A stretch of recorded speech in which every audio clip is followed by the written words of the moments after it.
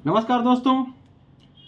बहुत से लोगों में कॉन्स्टिपेशन यानी कब्ज की समस्या, डायरिया यानी दस्त और डिसेंट्री यानी कि आंव पड़ने की समस्या, इन तीनों के लक्षण एक साथ या एक के बाद एक करके आते हैं और ये बहुत दिनों से या महीनों से हो रहे होते हैं।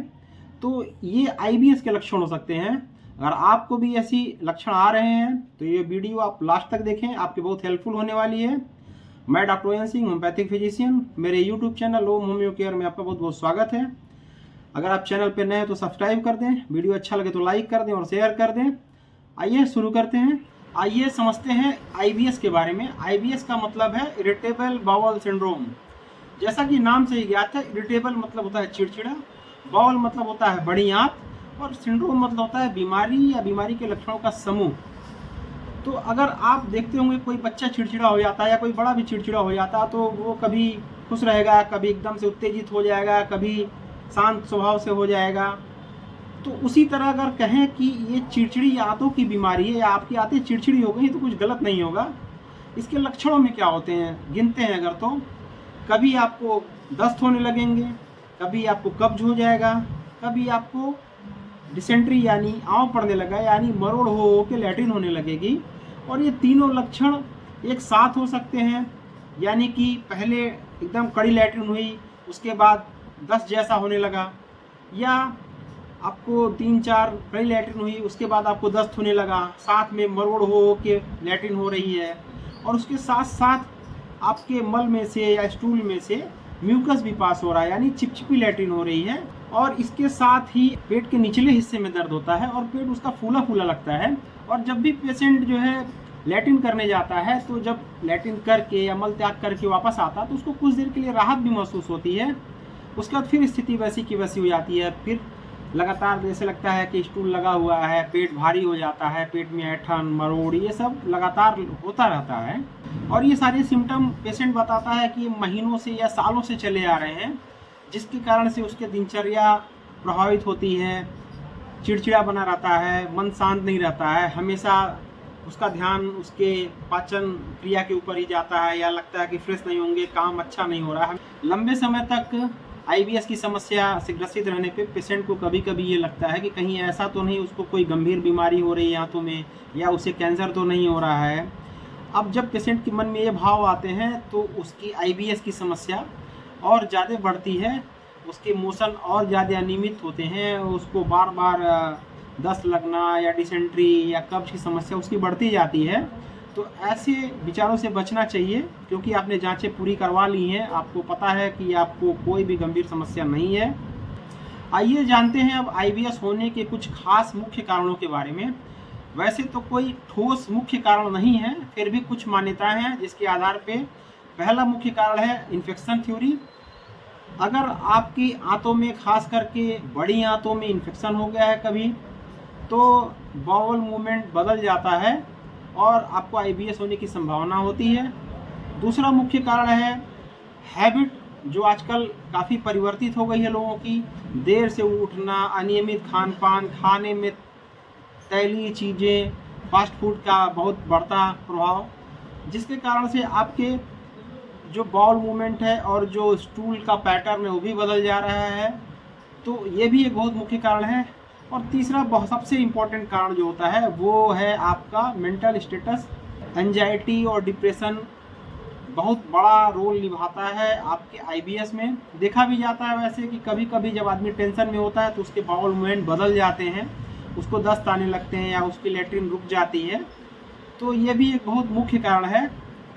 और इन तीनों का सम्मिलित प्रभाव अगर है, अगर किसी को इन्फेक्शन भी है आंतों में और साथ में उसको हैबिट भी उसकी सही नहीं है, खान पान सही नहीं है, और साथ में ही मानसिक तनाव भी और ले रहा है, तो इन तीनों के सम्मिलित प्रभाव से आईबीएस का जो लक्षण है और ज़्यादा जटिल हो जाता है और कॉम्प्लेक्स हो जाता है। उसको ठीक करना उतना ही ज़्यादा कठिन होता है। अब मैं आपको बताऊंगा आईबीएस की 3 इम्पॉर्टेंट होम्योपैथिक मेडिसिन के बारे में। पहली मेडिसिन है एलोएस, पिक्चर मैंने यहाँ लगा दी है, आप देख सकते हैं। इस मेडिसिन का इम्पॉर्टेंट सिम्टम है पेट में मरोड़ वाला दर्द होता रहता है। लैट्रिन करने के पहले और लैट्रिन करने के समय यह दर्द बना रहता है, पेट में मरोड़ होता रहता है, और जैसे ही पेशेंट लैट्रिन कर लेता है, स्टूल पास कर लेता है, दर्द कुछ देर के लिए शांत हो जाता है। साथ में पेट का दर्द, साथ में जांघों में भी दर्द होता है, हाथ पैरों में भी दर्द होता है। और जैसे पेशेंट स्टूल पास करके आता है उसका सारा दर्द कुछ देर के लिए आराम मिल जाता है, लेकिन कुछ देर बाद फिर से मरोड़ा दर्द शुरू हो जाता है और लैट्रिन जाने की इच्छा शुरू हो जाती है। पेट में गैस बना रहता है, पेट पूरा फूला फूला रहता है। स्टूल के साथ साथ म्यूकस भी जाता है, म्यूकस पास होता है, यानी चिपचिपी लैट्रिन होती है। पेशेंट के रेक्टम में इनसिक्योरिटी महसूस होती है, यानी लगता है कि जब गैस पास होगी तो लगता है कि लैट्रिन भी निकल जाएगी, इसलिए वो बड़ा सतर्क रहता है। साथ ही पेशेंट को बार बार मल त्याग करने से उसको हेमोरॉइड्स या बवासीर की समस्या भी उत्पन्न हो जाती है। तो ऐसी लक्षण अगर हैं तो एलोएज बहुत अच्छी मेडिसिन है। अब देखते हैं कि एलोएज को कैसे लेना है। अगर आपके लक्षण मेल खाते हों तो एलोएज 30 पोटेंसी बहुत अच्छा वर्क करती है। 30 पोटेंसी में आप दवा को ले आएँ गोलियों में बनवा के, और 4 गोली सुबह और 4 गोली दोपहर में और 4 गोली शाम को आप चूस लें। इससे आपको काफ़ी राहत मिलेगी और आपको 10-15 दिन तक ये दवा लेनी है। अगर आपको IBS में राहत है तो 1 महीने तक ये दवा लें, आपको IBS में काफ़ी राहत मिलेगी। दूसरी बहुत इंपॉर्टेंट मेडिसिन है IBS के लिए, जो IBS में बहुत अच्छा वर्क करती है, उसका नाम है मर्कसॉल। यहाँ पिक्चर लगा दी, आप लोग देख सकते हैं।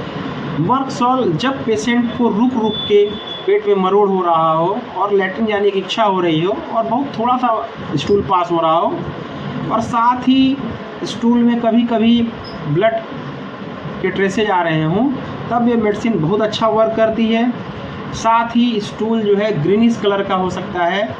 साथ ही लैट्रिन करते वक्त काफ़ी दर्द होता है, इतना दर्द होता है कि शरीर पसीने से एकदम तरबतर हो जाता है। लैट्रिन करते वक्त काफ़ी डकारें आती हैं, गंदी डकारें आती हैं, पेट एकदम फूला फूला लगता है। उसके साथ ही जो आपका पेट का दाहिने हिस्से के ऊपरी हिस्से में जहाँ पे आपका लीवर का रीजन होता है वहाँ पे काफ़ी भारीपन महसूस होता है, पेट एकदम फूला फूला लगता है, रुक रुक के पेट में मरोड़ होता रहता है। साथ ही पेशेंट की खासियत है कि मुंह सूखा नहीं होता है, मुंह में लार बनी रहती है, लार इधर से चू रही होती है, बहुत ज़्यादा मुंह में थूक भरी होती है। तो अगर ऐसे लक्षण हैं तो मर्कसॉल बहुत ही बढ़िया मेडिसिन है। मर्कसॉल कैसे लेनी है? अब मर्कसॉल 200 में आप गोलियां बनवा के लाएं और सुबह सुबह खाली पेट 4 गोलियां चूस लें। ऐसा आप 1 हफ्ते तक लगातार करें। अगर आपको राहत होता है तो आगे दवा कंटिन्यू करें। तीसरी और सबसे इम्पॉर्टेंट मेडिसिन है नक्स वोमिका।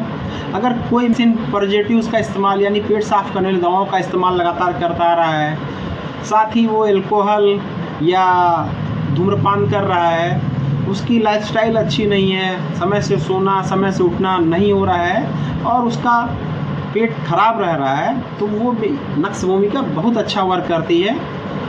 नक्स वोमिका में क्या होता है लक्षण की पेशेंट को बार बार अनसक्सेसफुल डिजायर होता है, बार बार वो लैट्रिन जाने की कोशिश करता है, या तो लैट्रिन थोड़ा सा होता है या नहीं होता है।